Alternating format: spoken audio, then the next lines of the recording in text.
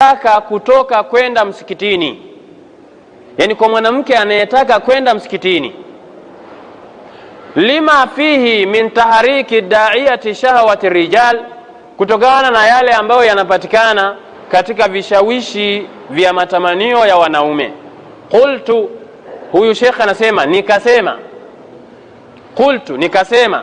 fa idha kana dhalika haraman, ikiwa hilo ni haramu, ala muridatil masjid, kwa yule mwanamke anayetaka kwenda msikitini, famadha yakunu lihukmu ala muridati suqi, ni ipi hukumu sasa kwa yule anayetaka kwenda sokoni? Ikiwa huyu ni yule anaenda wapi? Msikitini. Je, kwa yule anaenda sokoni nini hukumu yake? Wal aziqati, na anaenda kwenye vichochoro huko, washawari, na huko kwenye barabara kubwa, wanapishana na watu, wanaume wanawake, wala shaka, hiyo hakuna shaka, annahu ashaddu hurmatan, hiyo itakuwa ndio haramu zaidi na zaidi. Wa akbaru ithman, nitakuwa ndio madhambi makubwa zaidi. Waqad dhakara al-Haythami fi Zawajiri, juzuu ya pili ukurasa 37, anna khuruj al-mar'a min baitiha muta'attira mutazayyina, kwamba mwanamke kutoka nyumbani kwake akiwa amejitia manukato, amejipamba, amejiremba, min al-kaba'ir, ni katika madhambi makubwa. Walau adhina laha zawjuha, hata kama ameidhinishiwa na mume wake, hata kama mume wake amempa kibali, amempa ruhusa. Wa an Abi Musa al-Ash'ari radhiyallahu anhu qala Rasulullah sallallahu alayhi wasallama, ayyuma imra'atin, mwanamke yoyote, ista'tarati, atakayejitia manukato, famarrati ala qaumin, akapita kwenye kundi la wanaume, liyajidu min rihiha, ili waweze kupata harufu yake, fahiya zaniyatun, huyo ni mzinifu. Rawahu Ahmad wa Nasa'i wa Abu Daud wa Tirmidhi bi sanadi sahih. Wazina huna majaz, anasema zina hapa sio ile ya hakikia, anasema ni majaz. Walaisa ala alhaqiqa, sio katika hakika yake. Yadulu ala dhalika arriwaya, inaonyeshwa hilo na riwayatul ukhra, riwaya nyingine, lile hadithi wahia, ambayo mtume anasema ayyuma amra'atin isa'tarat, mwanamke yoyote atakayejitia manukato, famarrat ala qaumin, akapita kwenye kundi la wanaume, liyajidu rihaha, ili wapate harufu yake, fahiya zaniyatun, huyo mwanamke atakuwa amezini. Wa kullu ainin, na kila jicho, zania, ni lenye kuzini. Qala al-Mubarakafuri, zaniyatun maana yake nini? Anasema lianaha hayyajati shahawat ar-rijal, kwa sababu yeye ndiyo aliyeamsha matamanio ya wanaume, bi'atriha, kwa hayo manukato yake, kwa sababu nyoyo za wanaume pia ziko kwenye pua. Pua ikishanusa, taarifa inapelekwa. Kwa hiyo hayo manukato, wahamalatuhum ala nadhari ilaiha, ndio aliyewafanya wakamtazama yeye. Waman nadhara ilaiha, na atakayemtazama yeye, faqad zana biainihi, atakuwa amefanya zinaa kwa jicho lake. Fahiya sababu zina al-aini, yeye ndio sababu ya zinaa ya jicho. Fahiya athimatun, basi na yeye atakuwa ni mwenye nini? Mwenye madhambi. Tuhfatul Ahwadhi, juzuu ya 8 ukurasa wa 71. Ashartu sadisu,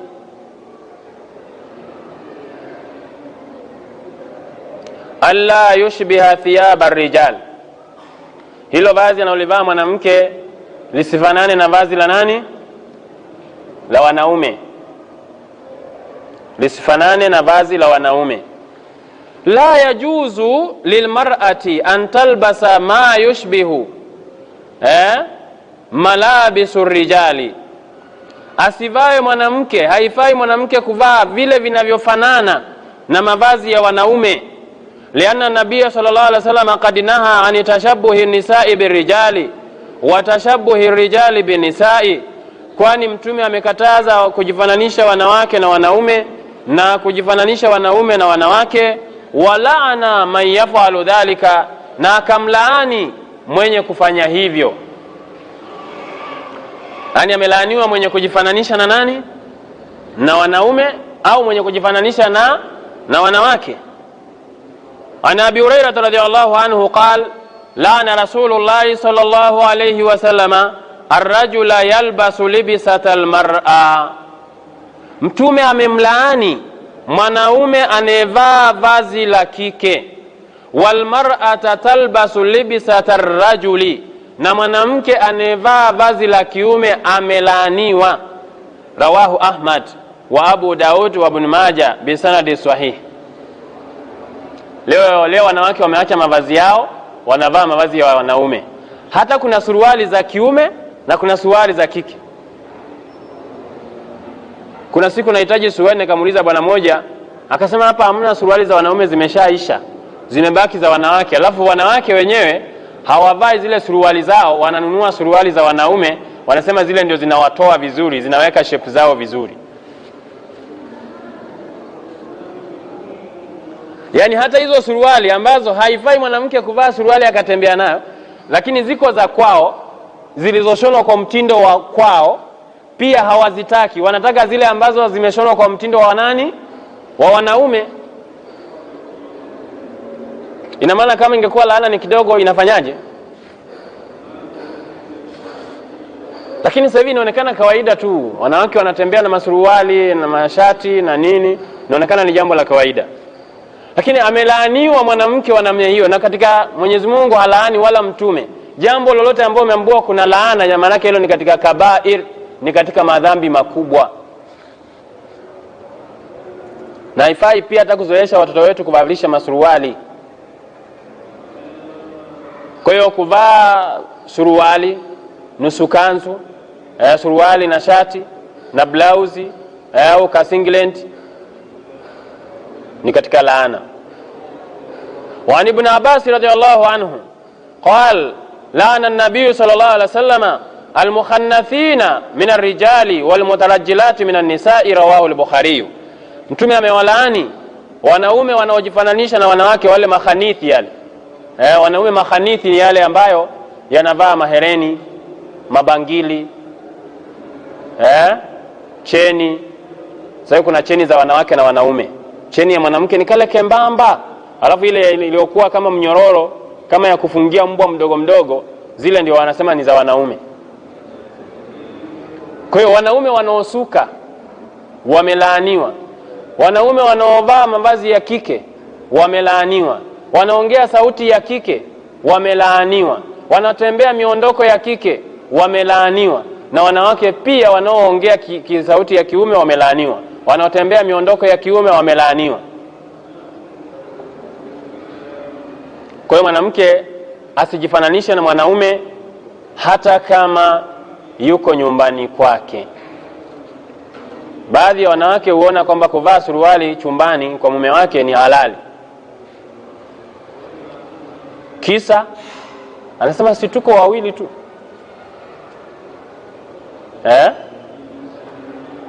Kwani mkiwa wawili utaondoa laana? Kama haijaruhusiwa, ni laana juu ya laana. Kwani mkiwa wawili mwanamume anaweza kuvaa ndasketi yako?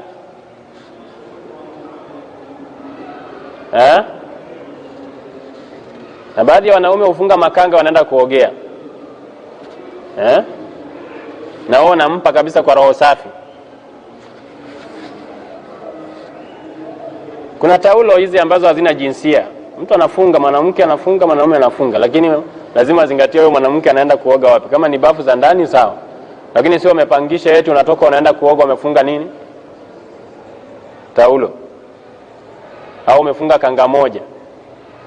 Alafu nyumba zenyewe ni za kupanga, mapangaji wamepanga foleni na wewe unatoka bafuni umefunga kakanga moja, na tena usiingie ndani hata haraka, unabaki pale nje unasugua makenya.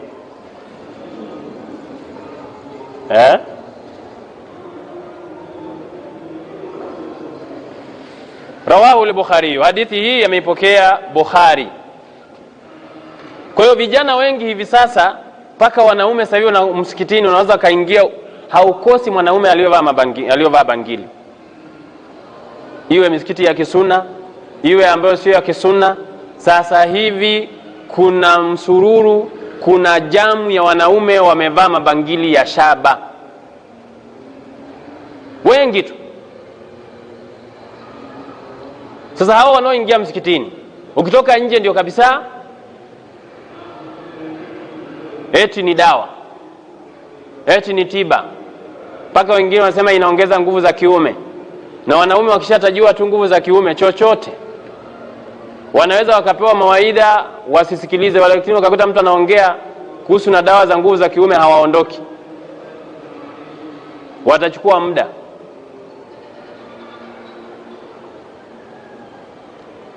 Mtume sallallahu alaihi wasallam alimkuta mtu amevaa libangili min sufrin la shaba, akamwambia ma hadhihi, hili la nini? Akasema minalwahina, ni kutokana na maradhi na magonjwa Mtume hili. Mtume akamwambia inziha, itupe, fa innahu la yaziduka illa wahanan, hakika hili halikuzidishi wewe isipokuwa ni ugonjwa juu ya ugonjwa, ni shida juu ya shida, udhaifu juu ya udhaifu. Walau mutta wa hiya alayka ma aflahata abadan, kufa umevaa ile libangili basi usingefaulu milele. Kwa hilo sio vazi sio kitu cha kuvaa kwa wanaume. Na wengine wanavaa, wanaambiwa wanakinga na ajali barabarani, alafu nakuta watu wengi wenyewe wamevaa mabangili na wamekufa. Ashartu sabi', sharti la saba, an la yushbiha thiyab al-kafirati, lisifanane na nguo za wanawake wa kikafiri. Lisifanane na nguo za wanawake wa kikafiri. Anasema la yahillu limuslimin au muslimatin, si halali kwa muislamu mwanaume au kwa muislamu mwanamke, an yatashabbaha bil kafirati, kujifananisha na wanawake makafiri, fi aqwalihim, katika maneno yao wanayoongea, wa af'alihim, na matendo yao wanayoyafanya, wala fi a'yadihim, na wala katika sikukuu zao, wa malabisihim, na mavazi yao, wala fi ayi shay'in min shu'unihim, wala katika jambo lolote katika mambo yao, allati yatamayazuna biha an ghairihim, yale ambayo ndiyo tofauti yao na watu wengine. Liqaulihi sallallahu alayhi wasallama, man tashabbaha biqaumin fahuwa minhum, anayejifananisha na watu fulani na yeye ni katika, na yeye ni katika hao watu. Kwa hiyo mwanamke anajifananisha na makafiri na yeye ni katika nani?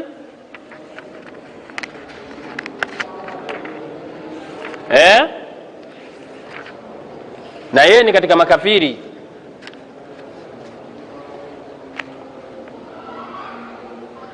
Cha muhimu, mavazi ya wanawake wa kikafiri,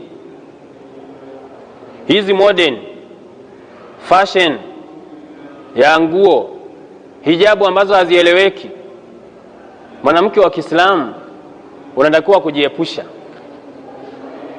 Yaani katika watu ambao wanakusudiwa kuharibiwa kwenye vazi lao ni wanawake. Sasa kuna hijabu zimechanjwa huku huku, mara wakaita hijabu ya nani? Ya Nadia. Kashungi kamekuja kujirundika hapa kama sikio la tembo. Leo nashangaa eti mwanamke wa Kiislamu amevaa kashungi haka kanaishia hapa, haki ya Mungu, alafu akavaa shati, kavaa suruali. anahesabu amevaa nini? Amevaa hijabu.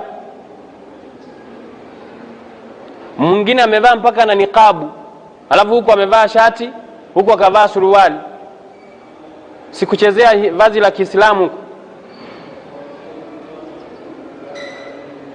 Wengine ndio hivyo, wamevaa virumbesa kama magunia ya vitunguu. Kavaa hijabu huku, alafu kaleta kitambaa kingine hapa juu. Haya yote ni kujifananisha na nani? Na wanawake wa kikafiri. Kuna mavazi yanaitwa kabasho. Kuna hijabu ya Israeli. Hijabu ya Israeli mnaijua? Yenyewe imebana hapa katikati hapa kwenye maziwa hapa imebana. Alafu huyu mwanamke anatakuwa ave kashungi kama hicho cha Nadia au cha Haki ya Mungu kameishia hapa, ili sasa hapa paweze kuonekana vizuri mgawanyiko. Na sasa hivi imeletwa mikanda mikubwa ya kufunga hapa katikati, kubana vizuri, kutaiti vizuri, ili mwanamke atoke katika nafasi mbili, sehemu mbili, awe na two parties, sehemu ya juu na sehemu ya chini. Alafu kuna rusha roho. Amevaa gauni likubwa, lakini huku liko wazi. Kwa hiyo ninapopigwa na upepo hivi, ninafanya hivi, nakupa sikupi, nakupa sikupi. Wakaita rusha roho. Kuna vazi aina ya nguva. Aina ya nini? Nguva. Linateremka chini huku, likifika huku linakataa, linaenda hivi. Huku limebana, limeenda, alafu huku likitoka, likifika huku inakuwa kama mkia wa samaki, linasambaa, linaenda hivi. Mpaka kuna wengine ni kejeli na ni sizai kwa Mungu, wanasema mlango wa Mungu wazi. Maneno ya kufuru haya. Kuna fundi kasahau. Haya si mavazi yanotakiwa kuvaa mwanamke wa Kiislamu. Mavazi yameshonwa kwa mtindo wa majina. I love you. Lakini la mwisho kwa kumalizia anasema ashartu thaminu an la yakuna aljilbabu libasa shuhura. Lisiwe hilo jilbabu ni vazi la umaarufu. Vazi la umaarufu. Hapo wanasema wa thawbu shuhura, na vazi la umaarufu huwa alladhi idha labisahu linsanu ishtuhira bihi baina nas.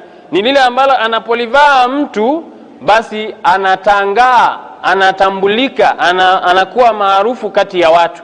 Yani watu wanamfahamu kwa hilo vazi. Lakini hapa wanachuoni wanaweka pia kuna masharti fulani ambayo yanazingatiwa. Moja ni kwamba mtu mwenyewe kukusudia kwamba yeye awe tofauti na watu wote katika mavazi. Yani hili liwe vazi lake ni tofauti kabisa. Kwa hiyo linaweza kuwa limependeza sana, limerembwa sana, au linaweza kuwa pia ni chakavu sana, lina viraka vingi mpaka vinaulizana, wewe mwenzangu umekuja lini? Pia linaweza kuingia kwenye nini? Umaarufu. Yani mtu akipita na si yule mama wa viraka, imeshampa nini? Umaarufu. Lakini Mtume sallallahu alaihi wasallam anasema, qala an Abdullah ibn Umar anasema, qala Rasulullah sallallahu alaihi wasallam, man labisa thawba shuhura, yeyote atakayevaa vazi la umaarufu fi dunia, katika dunia hii, albasahu Allahu thawba madhilla yawm alqiyama thumma ulhiba fihi nar. Anasema atakayevaa vazi la umaarufu hapa duniani atavalishwa vazi la udhalili siku ya kiyama, kisha atawashiwa kwayo moto wa jahannam, waliyadhi billahi min dhalik. Kwa hiyo mwanamke kuvaa vazi ambalo linafanya awe tofauti na wanawake wa mji wake wote, lakini isije kachukuliwa kwamba hijabu. Unaweza kwenda kwenye kijiji ukakuta wanawake wote ni kanga mbili. Wewe ukivaa hijabu unaonekana ni maarufu, umeonekana wewe ni mtu tofauti. Hilo haliwezi kuzingatiwa, kwa sababu hii ni sheria ya Allah Subhanahu wa Ta'ala. Inachokusudiwa ni vazi ambalo linaweza kuwa ni katika hilo, lakini ukatofautiana na wanawake wengine wote ambao ni wanawake wa Kiislamu. Haya ndiyo ambayo tumekusudia kuyazungumza katika sifa ya hijabu ya mwanamke wa Kiislamu. Hijabu ya mwanamke wa Kiislamu, sifa ya hijabu ya mwanamke wa Kiislamu. Kwa mukhtasar tumesema, la kwanza liwe nafunika mwili mzima. Pili, lenyewe lisiwe na nini? Na mapambo. Tatu, liwe ni zito. Liwe ni nini? Ni zito, lisiwe transparent, lisiwe linaonesha. 4, lisiwe limebana, lisiwe linasifia body, maungo ya mwili wa mwanamke. 5, lisiwe limetiwa manukato na kufukizwa. 6, lisiwe linafanana na vazi la wanaume. 7, lisiwe linafanana na vazi la wanawake wa kikafiri. 8, lisiwe vazi la nini? La umaarufu. Tumeelewana? Kwa kuhitimisha, tunukuu japo aya moja au mbili kuonyesha adhabu ya mwanamke anayevaa vazi ambalo limeenda kinyume na haya tuliyoyasema, vazi ambalo halikizi vigezo hivi ambavyo tumevisema. Sawa sawa? Halikizi nini? Vigezo ambavyo tumevisema.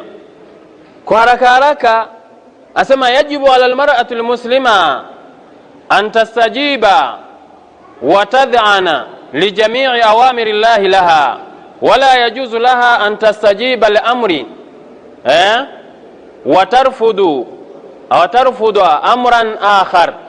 Ni wajibu kwa mwanamke wa Kiislamu kuitika na kunyenyekea maamrisho yote ya Mwenyezi Mungu Subhanahu wa Ta'ala.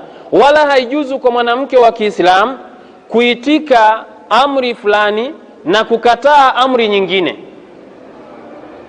Haifai kwa mwanamke wa Kiislamu kuitika amri fulani alafu akataa amri fulani.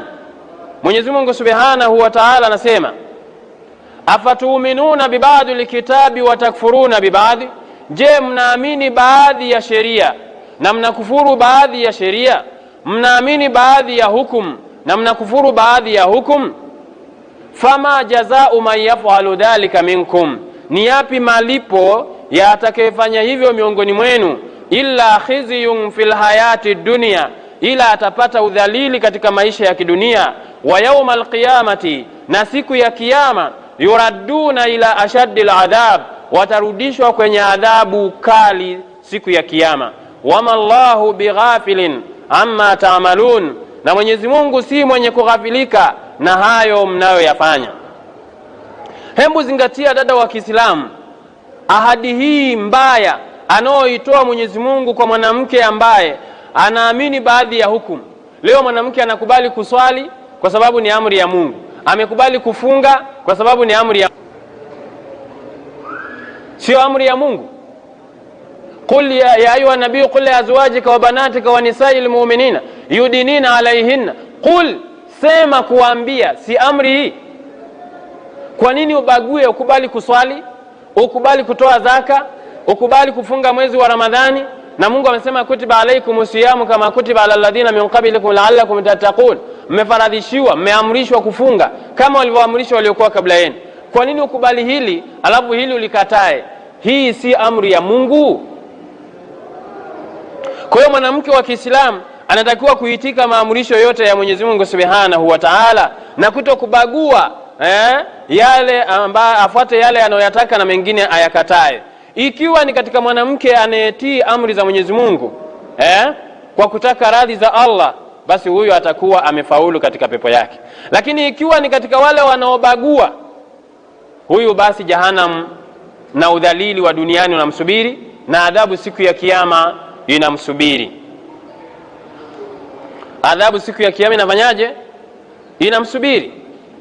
Mtume sallallahu alayhi wasallam katika maneno mengine katika hadithi ambayo ameipokea Ibn Umar asema qala Rasulullah sallallahu alayhi wasallam, amesema Mtume sallallahu alayhi wasallam, sayakunu fi akhir ummati nisaun kasiyatun ariyatun, watakuja katika mwisho wa umma wangu wanawake waliovaa lakini wako uchi, ala ruusihinna kasnimatil bukhti, na juu ya vichwa vyao ni kama vinundu vya ngamia, ilanuhunna fa innahunna mal'unat, walaanini hao wanawake kwani wao wamelaaniwa. Hao wanawake ni mal'unati, hao wanawake wamefanyaje?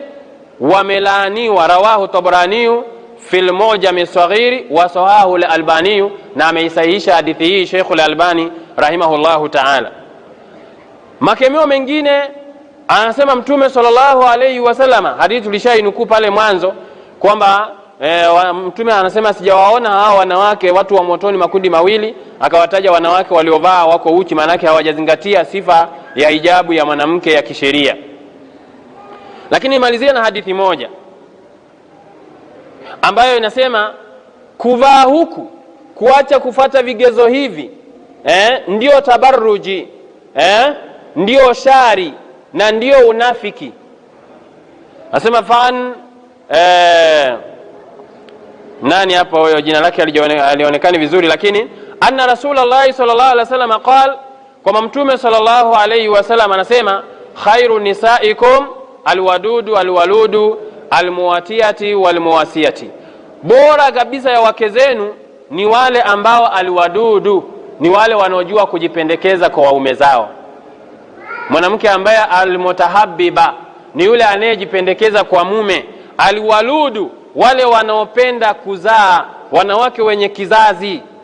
Almuwatiyatu, wale ambao hawapendi kutofautiana na waume zao, wanaafikiana na waume zao, wanaungana na waume zao.